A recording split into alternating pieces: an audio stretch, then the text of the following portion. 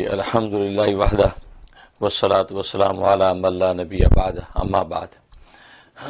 آج ہم بات کریں گے سورۃ طٰہٰ پر. سورۃ طٰہٰ یہ مکی سورت ہے اور تدوینی اعتبار سے اس کا 20واں نمبر ہے. جی سورۃ طٰہٰ میں کلیم اعظم کا ذکر ہے. جو کلیم اللہ حضرت موسیٰ جی جی جی ان کا تذکرہ ہے کہ فرعون کے ساتھ مڑ پھیڑ ان کی کس طرح ہوئی. تو یہ ان کو اللہ نے اپنا کلیم بنایا تو کلیم اللہ کا ان کو خطاب دیا گیا. تو یہ کلیم اعظم کا اس میں ذکر ہے اور اس کی ابتدا جو ہے وہ محبوب عالم ہی سے کی.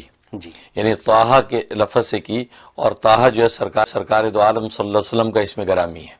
اچھا ہاں تو محبوب اعظم کے تذکرے سے اس کو شروع کیا، اس لیے کہ محبوب اعظم نے جو اللہ تبارک و تعالیٰ کی اس محبت میں اپنی عبدیت کی ایسی شان دکھائی اور قرآن کریم کا جو نزول جو کتاب اعظم ان کو ملی تھی اس کی اتباع میں ایسے گھلتے تھے کہ خود اللہ تبارک و تعالیٰ کو اس صورت میں یہ کہنا پڑا کہ طٰہٰ ما انزلنا علیک القرآن لتشقیٰ، اے طٰہٰ ہم نے یہ قرآن تجھ پر اس لیے نہیں اتارا کہ تو مشقت میں پڑ جائے. جی تو اتنا زیادہ ابدیت کے اندر ڈوبتا چلا جاتا ہے اور ایسی مشقت ہو جاتا ہے.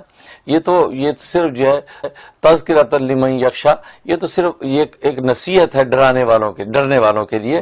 آپ ان کو نصیحت کیجئے لیکن آپ اتنا نہ گھلیے کہ یہ جنت میں جانے والے بن جائیں، جہنم کی آگ سے بچ جائیں. کیونکہ سرکار دو عالم صلی اللہ علیہ وسلم راتوں کھڑے پاؤں پہ ورم آ جاتے تھے اور یہ قرآن کی یعنی اس کتاب اعظم کی تلاوت یہ محبوب اعظم کر رہا ہے. جس محبت سے کرتا ہوگا اس کی کیا شان ہوگی کہ ملائکہ آسمان سے تڑپ کے نیچے آئیں. یہ حالت تھی.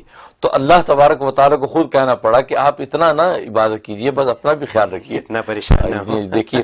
تو یہ محبوب اعظم سے اس کی ابتدا ہوئی. پھر آگے کلیم اعظم کا واقعہ بیان کیا کہ مڑ بھیڑ ہوئی اور وہ بھی جو فضل اعظم سورہ مریم میں ذکر تھا اس کا ایک پیش خیمہ تھا، اس لیے کہ وہاں بغیر باپ کے بیٹا پیدا کیا اور یہاں بغیر اسباب کے اللہ تبارک و تعالی نے موسیٰ علیہ السلام کو فرعون پر فتح دی. کوئی اسباب نہیں تھے کیونکہ یہ ایک نہتے اور وہ فرعون کتنا بڑا طاقتور تھا، نہ صرف بادشاہ بلکہ وہ تو خدائی کے منصب پہ اپنے آپ کو سمجھ رہا ہے. تو اتنا طاقتور. تو یہ جو غریب نہتے بیچارے بنی اسرائیل کو بچا کے لے جا رہے ہیں.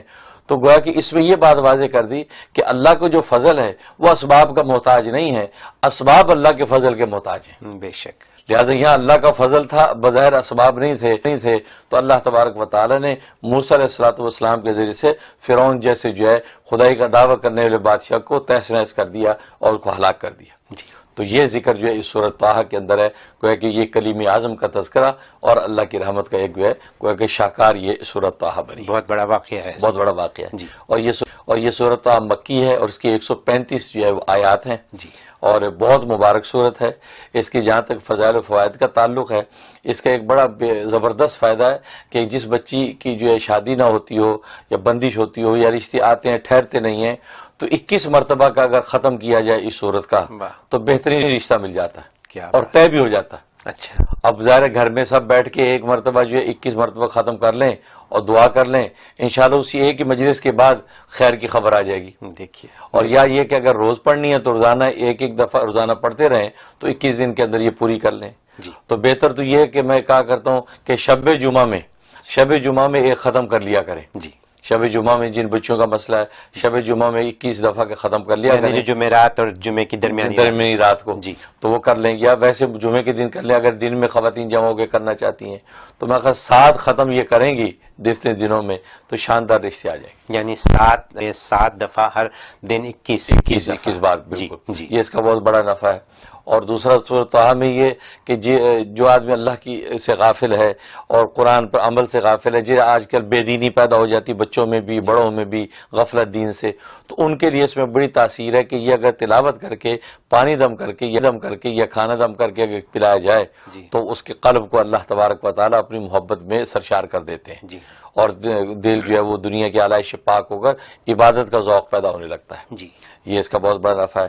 اور تیسرا یہ کہ اگر دشمن ستاتے ہیں پریشان کرتے ہیں جیسے اس میں فرعون کا واقعہ موجود ہے تو اس کے لیے روزانہ جو اس کو تلاوت کرے مختلف اوقات میں بھلے کر لے لیکن روز سورۃ طٰہٰ پوری کر دیا کرے تو کوئی دشمن ان کا کچھ نہیں بگاڑ سکتا. ایک دفعہ صورت مکمل کریں دن میں. مکمل کر لیں بالکل. تو یہ اس کے فوائد ہیں. جی. اور جہاں تک اس کی جو ہے خواب میں تعبیر کا تعلق ہے تو لکھا کہ اگر خواب میں یہ تلاوت کی یا سنی تو امام نافع ابن کثیر رحمۃ اللہ علیہ فرماتے ہیں کہ اس کا مطلب یہ ہے کہ اللہ تبارک و تعالی اس کا مقابلہ جادوگروں کے ساتھ کسی موقع پہ کروائے گا اور پھر اللہ اس کو فتح دیں گے. اچھا. مطلب جادوگر جو ہے یہ اس کے پیچھے لگیں گے اور یہ جادوگروں کا دشمن ہوگا اور پھر اللہ تبارک و تعالی اس کو جادوگروں پر فتح دیں گے اور ان کے جادو توڑ دیں گے. تو بہت زبردست تعبیر ہے. زبردست تعبیر ہے جی. کیونکہ یہ اس کے اندر جو ہے وہ 79 اور 80 جو اس کی آیتیں ہیں 69 اور 70 وہ آیتیں تو ہیں جادو توڑنے کے لیے. اچھا. کیونکہ موسیٰ علیہ الصلوۃ والسلام کا جو مقابلہ جادوگروں سے ہوا کہ فرعون نے جب وہ مقابلہ کیا تو جادوگر ہی سامنے آیا تو اس وجہ سے اس میں یہ بڑی تاثیر ہے کہ جادو. اور دوسرا یہ لکھا ہے کہ خواب میں اگر دیکھا تو اس کا مطلب ہے کہ اللہ تبارک و تعالی اس کو عبادت کا ذوق عطا فرمائیں گے اور اپنا ایک خاص تعلق اور خاص طور پہ تہجد پڑھنے کی توفیق ہو جائے گی اس کو. یہ اس کے اندر بشارت ہے. اب جو سورت رسول پاک کے نام سے شروع ہو اس کی تو یہی خوبیاں ہونی چاہیے. بالکل یہ خوبیاں ہونی چاہیے. اور تیسرا یہ ہے کہ اس کا مطلب یہ ہے کہ اگر اس نے خواب میں دیکھا تو مطلب یہ کہ اس کو قرآن کریم کے ساتھ ایک خاص ایک لگن اور محبت پیدا ہو جائے گی اور قرآن کی تلاوت اور اس پر عمل کی اس کو توفیق ہوگی. سبحان